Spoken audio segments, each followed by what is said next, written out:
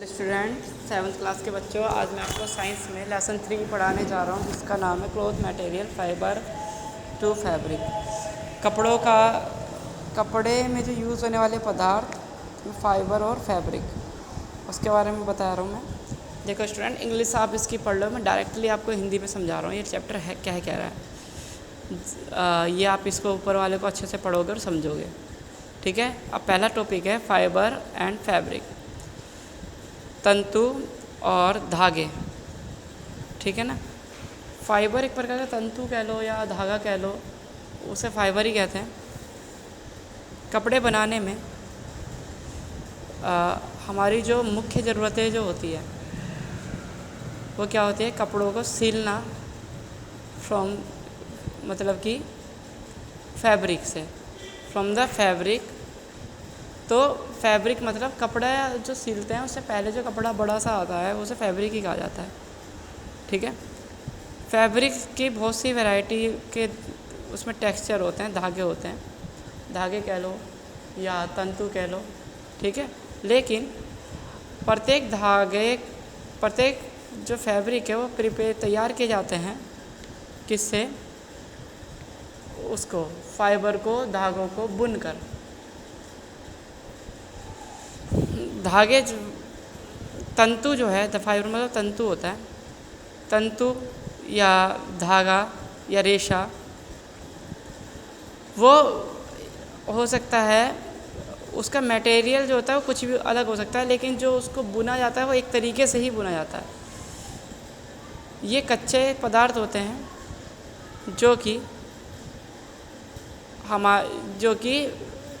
कहाँ से आते हैं, ये जो फाइबर जो है वो फैब्रिक से आते हैं, या टेक्सटाइल होते हैं, जो टेक्सटाइल कपड़ों को कह दो, जो कि हमारे कपड़ों को, वस्त्रों को तैयार करते हैं, ठीक है ना। टेक्सटाइल में सभी चीज़ें आ जाती है जिस कपड़े बनाने वाली।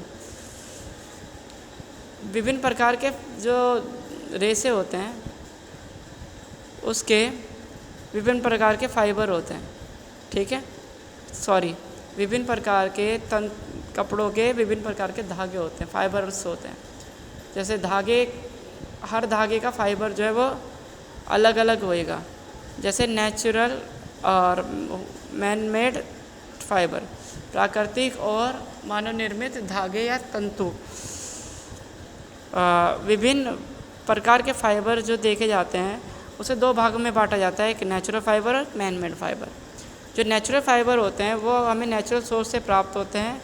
ये हो सकते हैं कौन कौन से, जो तंतु प्लांट से प्राप्त होते हैं, जैसे कॉटन और जूट, ये हमें पेड़ों से प्राप्त होते हैं धागे।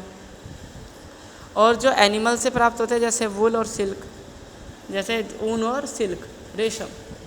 अब जो मेन मेड कौन कौन से होते हैं, मेन मेड जो रेशे होते हैं वो कौन कौन से हैं, सिंथेटिक फाइबर, सिंथेटिक संश्लेषित रेशे होते हैं, जो कि कौन से होते हैं, पेट्रोकेमिकल के द्वारा बनाए जाते हैं, जिसमें से रेयन, नायलॉन और पॉलिस्टर और एक्रिलिक होते हैं। ये मेन मेड फाइबर कहते हैं।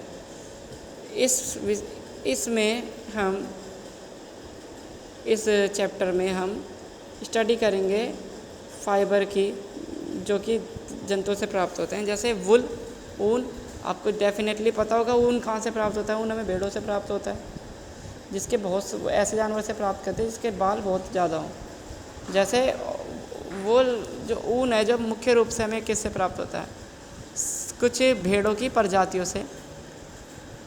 इन एडिशन सम कुछ बकरियों की प्रजाति से, जैसे अंगोरा, कश्मीरी और मोहिर। और याक से, कैमल से, अंगोरा रैबिट से, लामा से, अल्पाका से, ये भी क्या है, ऊन को प्रोवाइड करते हैं। खरगोश के बालों से भी ऊन बनाया जाता है, ठीक है। तो इन सब के बालों का यूज़ ऊन बनाने में हम करते हैं। अब आपका ये टेबल 1 है, इसे अच्छे से याद कर लेना, कहाँ कहाँ से कौन कौन सी नस्ल होती है।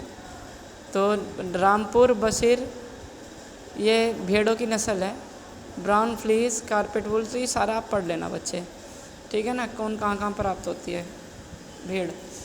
अब क्या है, rearing and breeding of sheep for हमें मतलब कि ब्रीडिंग उसकी ऊन प्राप्त करने के लिए भेड़ों की नस्लों में और उसमें सुधार करा जाता है। हमें ऊन प्राप्त करने के लिए, अच्छी क्वालिटी के ऊन प्राप्त करने के लिए, ऊन के रेशे प्राप्त करने के लिए शीप जो है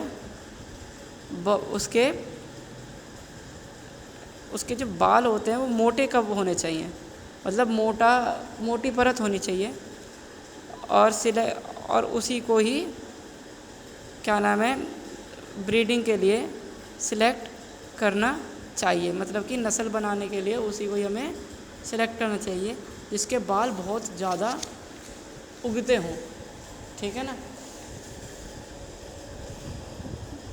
सीप जो है, भेड़ बहुत सी जगहों में पाए जाते हैं जो they are feed on grass and leave but are also given mixture of corn pulse.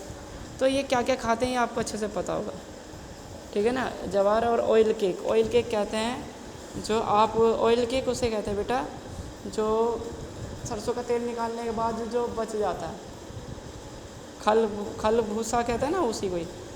सीप feed on protein rich food develop growth and fine curly and shiny hair. जो भेड़ बकरी ऊंचे प्रोटीन वाले भोजन खाते हैं जिससे उनके बाल चमकीले और ज़्यादा घने होते हैं।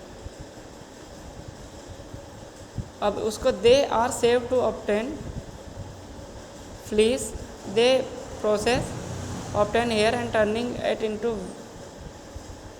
Into wool fibre